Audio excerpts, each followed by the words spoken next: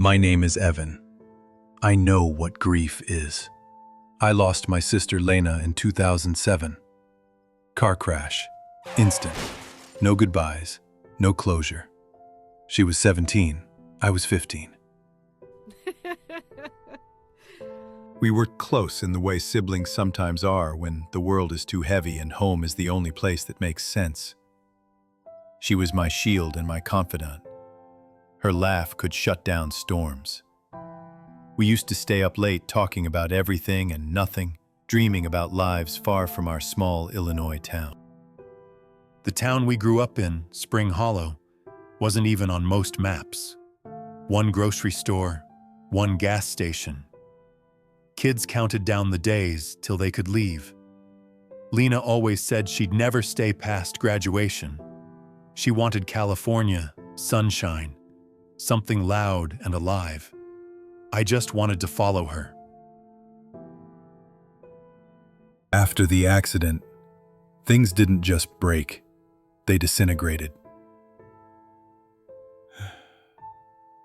My parents drifted like ghosts.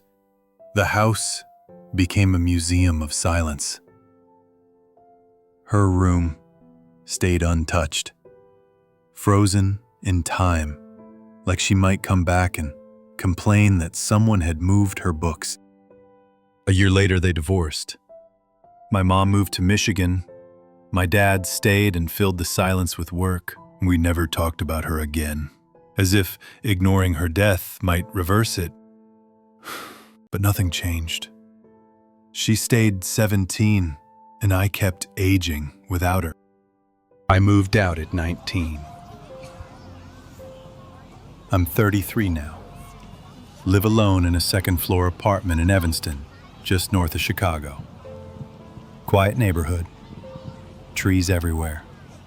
Feels safe. At least, it used to.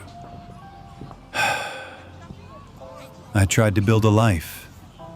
Something that felt stable. Adult. College. Work. Errands. Birthdays. Taxes. But I never deleted her number. Not once. I couldn't. It was like deleting part of myself. Yesterday at 3:13 p.m., I got a text. Hey Ev, remember the lake? No contact name, just the number. It was her number. I know it by heart. I checked it a dozen times. Not some scam, not a spoof. Her actual number. I stared at the screen for a long time. My fingers hovered. I typed, then deleted, then typed again. Who is this? 3 dots appeared, typing.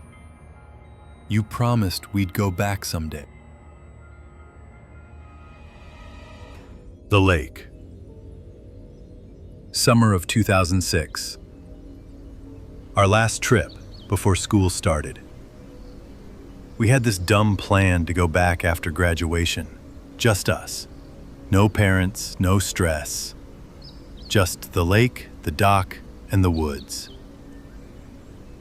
It was the kind of quiet place where time seemed to bend. I still remember the loons calling at night. The way the stars reflected on the surface, like they were trying to drown. It was also the last time I saw Lena completely happy, unburdened.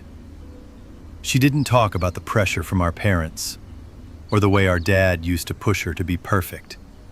She just lay on the dock beside me, eyes closed, saying she could live there forever. I remember thinking, maybe we actually would. I felt cold, like the air had thickened. Not scared yet, just wrong. I called the number, straight to voicemail. Still disconnected, still dead. I texted back, Who are you really? This isn't funny. Text appeared. I waited. You never came back. My mouth went dry. That night, I left the lights on. I sat in bed, phone screen glowing like a second heartbeat. I kept telling myself it was a prank, some tech glitch. Maybe her number got reassigned. But deep down, I knew better. At 2:41 a.m., a new message. Why did you forget me? I didn't reply. Couldn't.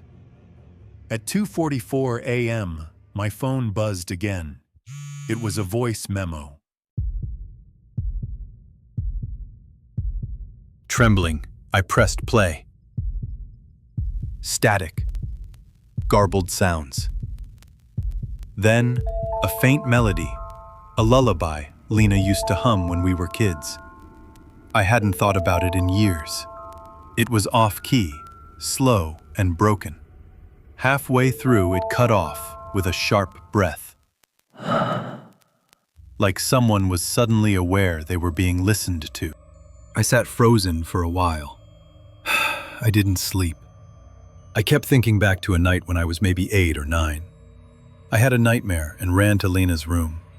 She didn't even ask what it was. She just moved over and let me climb in beside her. She whispered the same lullaby, over and over, until I fell asleep.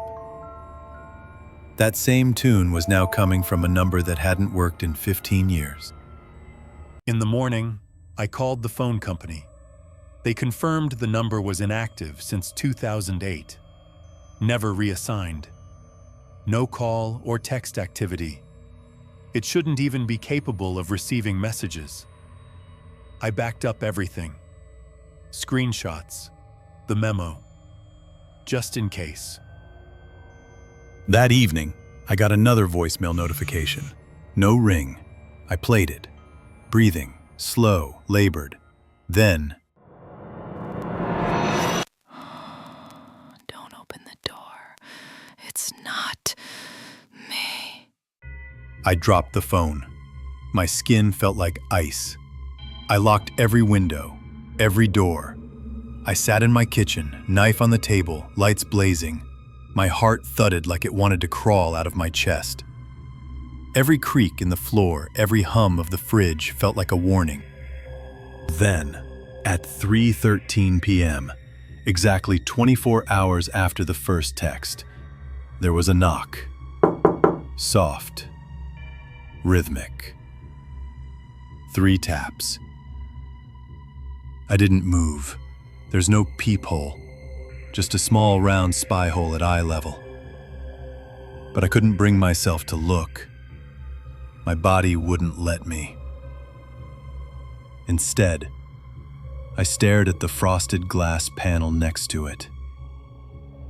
A silhouette shifted behind it, not moving, just waiting. Then a voice. F, it's me. Let me in. Her voice, exactly how she used to sound. Slight rasp from too much laughing. Calm, familiar. My knees buckled. I whispered, more to myself than anything. No, you're not her. You promised. The voice cracked. It was quiet for a long time. No footsteps. No retreating shadow. I don't know how long I stood there. 5 minutes, 10, maybe more. Then, slowly, the silhouette faded. Silence. I waited until nightfall to open the door. Nothing there. No note. No footprints. Just the weight of something watching. I haven't told anyone about this. Not my friends, not my coworkers, not even my parents. I mean, what would I say? That my dead sister is texting me? That she's standing outside my door?